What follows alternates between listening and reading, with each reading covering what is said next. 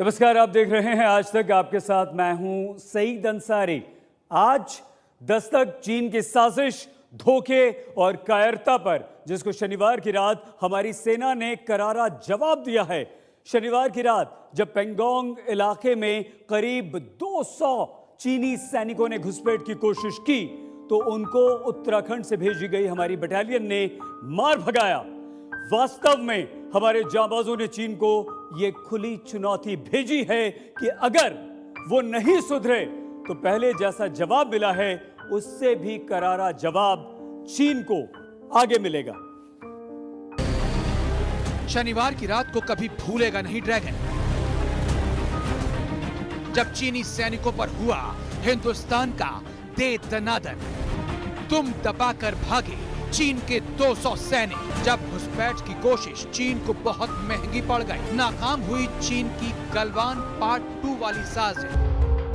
चीन की हिमाकत देखिए कि एक बार फिर से 5 मई की रात वाली घटना को दोहराने की कोशिश की, जब उसने गलवान में चोरों की तरह घुसपैठ की थी। लेकिन 29 अगस्त की रात उसकी शामत आई थी, जो उसके 200 जवान पेंगोंग त्सो के पास घुसपैठ कर रहे थे। लेकिन हिंदुस्तान के पराक्रमी वीरों ने उन्हें खदेड़ दिया। अपनी एयरफोर्स को चौकन्ना रहने, अपने सैटेलाइट्स को चौकन्ना रहने, ड्रोन्स को चौकन्ना रहने, और जब जब चाइना की तरफ से इस मौके की कोशिश होती है तो कड़ा जवाब दे रहे हैं। हमने बड़े क्लियर शब्दों में कहा है कि हम शांति चाहते हैं, लेकिन किसी प्रकार से अपनी जो है इंटेग्रिटी को और सॉवरेनिटी को क्वेश्चन नहीं। गलवान घाटी में हुई चीनी साजिश और धोखेबाजी के बावजूद हिंदुस्तान चीन से बातचीत कर रहा था, बावजूद इसके कि चीन की नीयत और नीति को हिंदुस्तान अच्छे से जानता है। जिस वक्त चुशूल में कमांडर स्तर की बातचीत हो रही थी, उसी वक्त 29 और 30 अगस्त की दरमियानी रात चीन ने अपना असली रंग दिखा दिया। अब आप पेंगोंग त्सो के पास का वो इलाका देखिए जहां चीनी सेना का इलाज हमारे जवानों ने किया और जहां से उसके 200 सैनिक तुम दबाकर भाग खड़े हो। जितना भी एक्शन था वो पेंगोंग के उत्तरी तट पे था, यानी कि नॉर्थ बैंक पे था। इस वक्त जो एक्शन हुआ है वो पेंगोंग के दक्षिणी तट पे हुआ, यानी कि साउथ बैंक पे हुआ है। मैं आपको ठीक उस जगह पे ले जाके दिखा सकता हूं जहां पर भारत और चीन की सेनाओं के बीच में ये जो सारा एक्शन है। आप इस तरफ नजर रखिए, ये जो लाल लाइन है ये लाइन ऑफ एक्चुअल कंट्रोल है।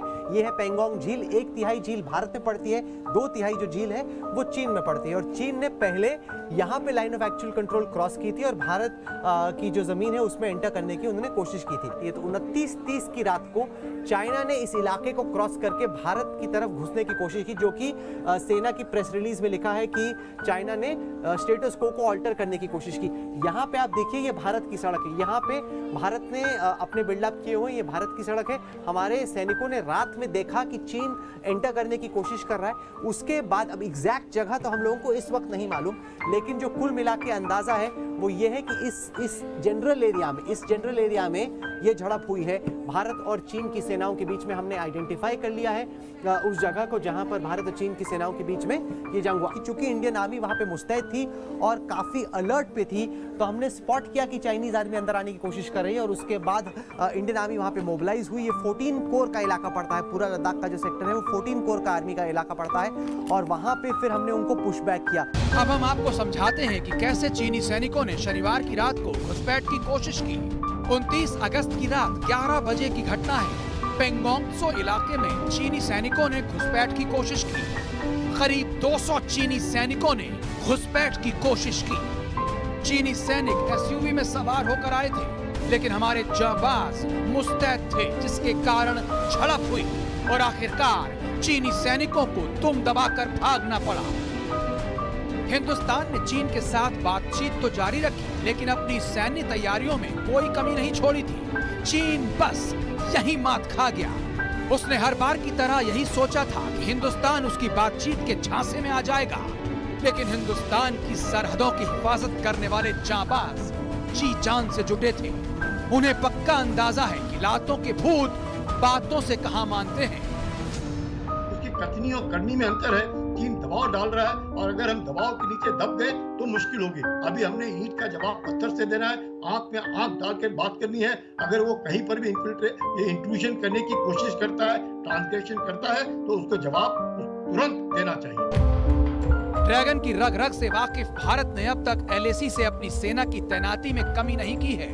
करीब 40,000 जवान मुस्तैद हैं ताकि चीन की छोटी से छोटी गुस्ताखी का भी बड़ा जवाब दिया जाए और वो दोबारा हिंदुस्तान की तरफ आंख उठाकर न देख पाए।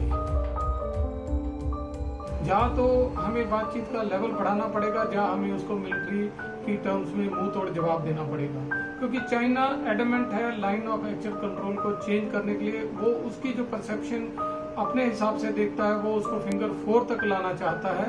तो ये हमारे लिए एक लॉन्ग टर्म जो घातक बात होगी, इसलिए हमें चाइना को चेक करना बहुत। शनिवार की रात चीन ने जो कुछ किया उसके बावजूद हिंदुस्तान की नीति में कोई बदलाव नहीं आया है। वो बातचीत से समस्या का हल चाहता है, लेकिन अपनी सरहद की कीमत पर कतई नहीं।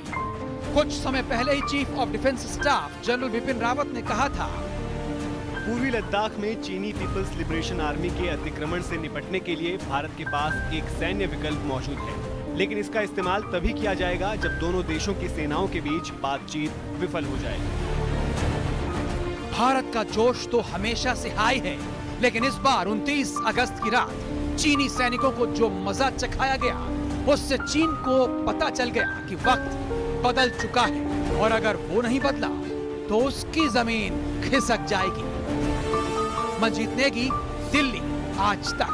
हिंदुस्तान अगर चीन की छाती पर पैर रखकर दहाड़ रहा है तो उसके पीछे सिर्फ एक वजह है, और वो वजह है भारत की, हमारी सेना की मुकम्मल और पूरी की पूरी तैयारी।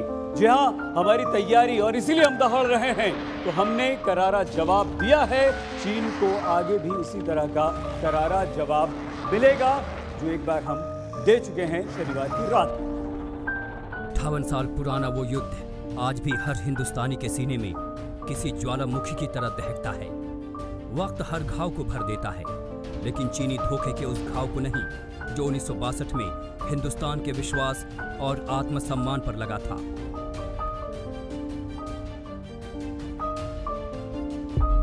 इसीलिए हिंदुस्तान उसी दिन से अलर्ट हो गया था, और वो चुस्ती 29 अगस्त की रात को भी दिखी जब चीन के 200 सैनिकों को पैंगोंग सो झील के इलाके से हमारे जांबाजों ने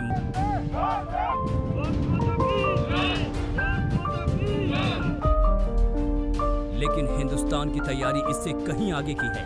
भारत ने तय कर लिया है कि अब की बार चीन को ऐसा सबक सिखाना है कि वो अपनी चौहद्दी में रहना सीख जाए।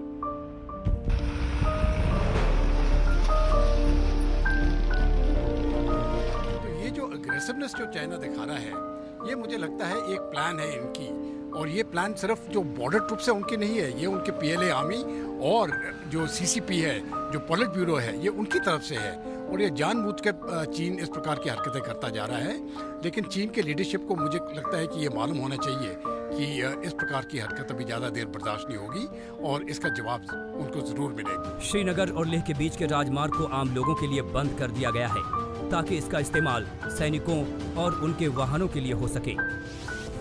साथ ही दक्षिणी पैंगोंग सो से नागरिकों को सुरक्षित स्थान पर पहुंचाया गया, यानी चीन से भिड़ंत हो तो नागरिकों को कोई नुकसान न हो। साथ ही लद्दाख में 30,000 सेना के जवानों के लिए मुकम्मल इंतजाम किया गया है।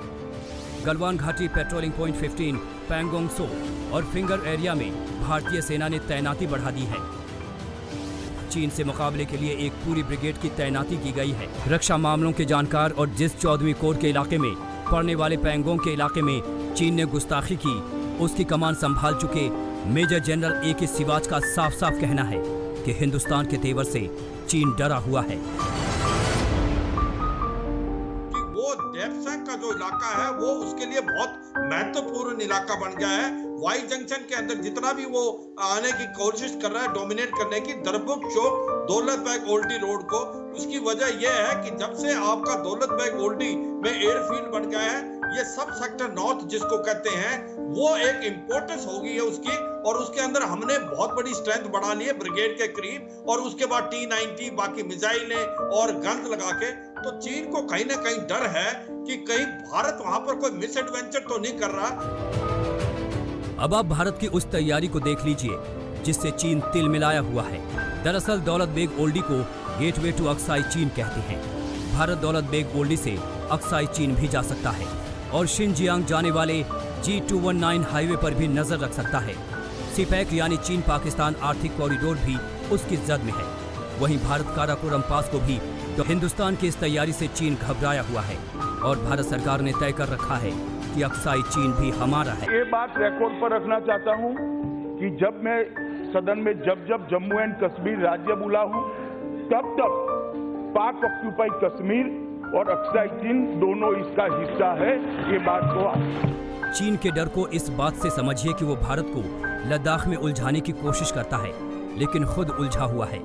ये सैटेलाइट तस्वीरें दिखाती हैं कि जो चीन भारत को सड़क बनाने से रोकता है, वो खुद कैसे लैटरल सड़कें यानी समानांतर सड़कों को जोड़ने वाली सड़कें बना रहा है। 27 अगस्त 2020 की गूगल इमेज दिखाती है कि पूर्वी लद्दाख में LAC के उस पार जहां चीन के 2 हाईवे हैं, G315 और G219, उन्हें जोड़ने के लिए उसने लैटरल 1 और लैटरल 2 बनाए हैं। इनकी मदद से चीन की सेना और उसके लिए सारी मदद तेजी से पहुंच सकती है। इस तस्वीर में भारत का दुर्मुख शोक रोड भी दिख रहा है। G219 का निर्माण चीन ने 1950 में शुरू किया और 1957 में पूरा कर लिया।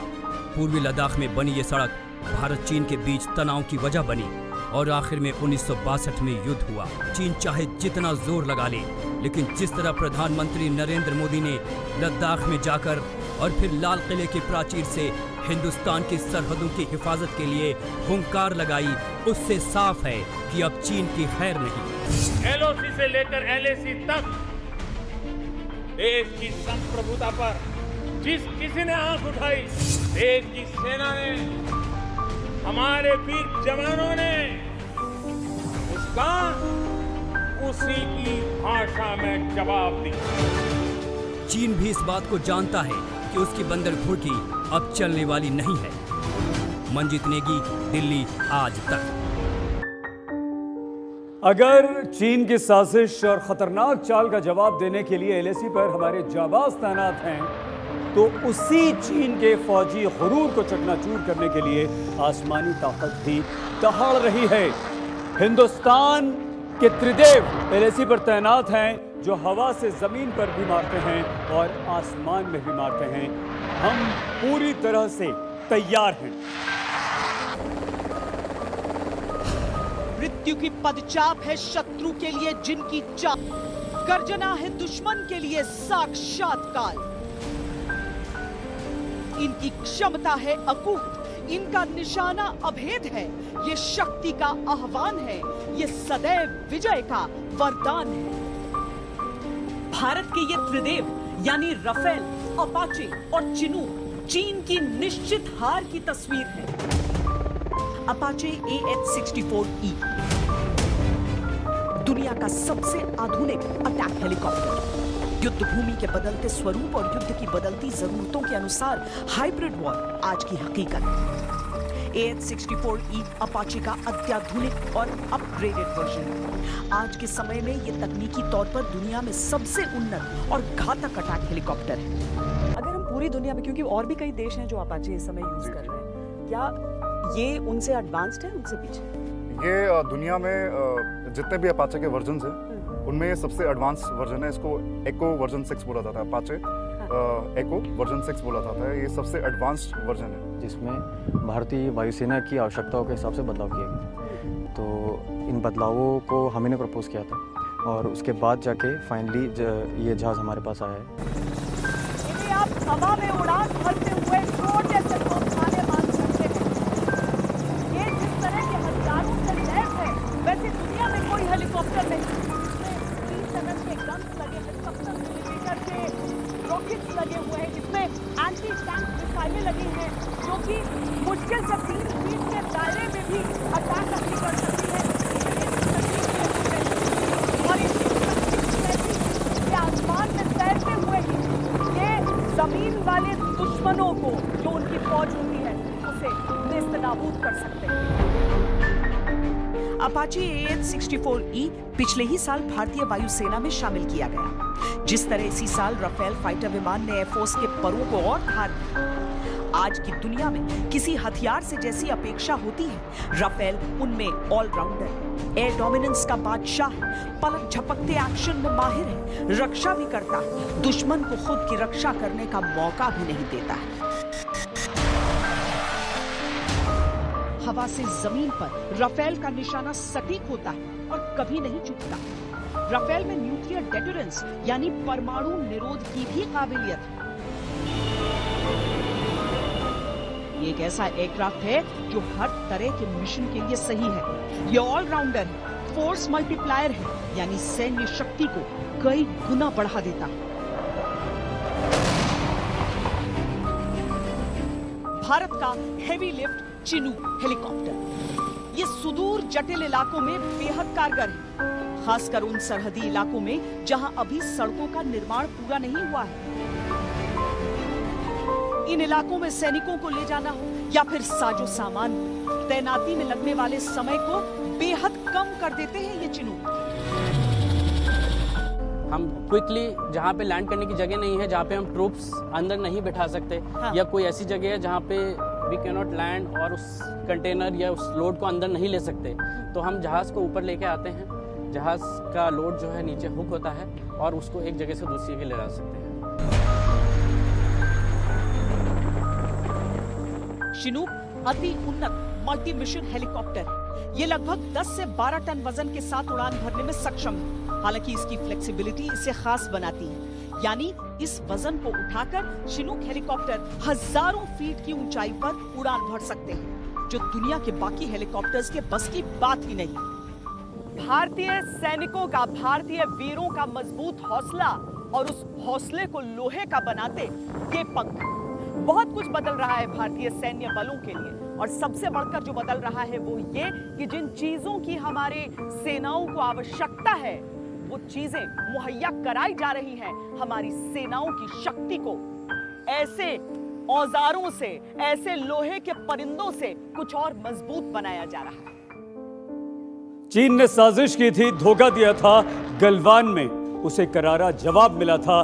शनिवार की रात चीन ने एक बार फिर से साजिश की, उसे करारा जवाब मिला और अब हम हैं तैयार चीन को करारा जवाब देने। देखते रहिए आज तक। नमस्कार, मैं हूं अंजना ओम कश्यप। हमें उम्मीद है ये वीडियो आपको पसंद आया होगा। लेटेस्ट खबरों के लिए यूं ही देखते रहिए आज तक, और इस वीडियो के पसंद आने पर लाइक, शेयर एंड सब्सक्राइब करना ना भूलें।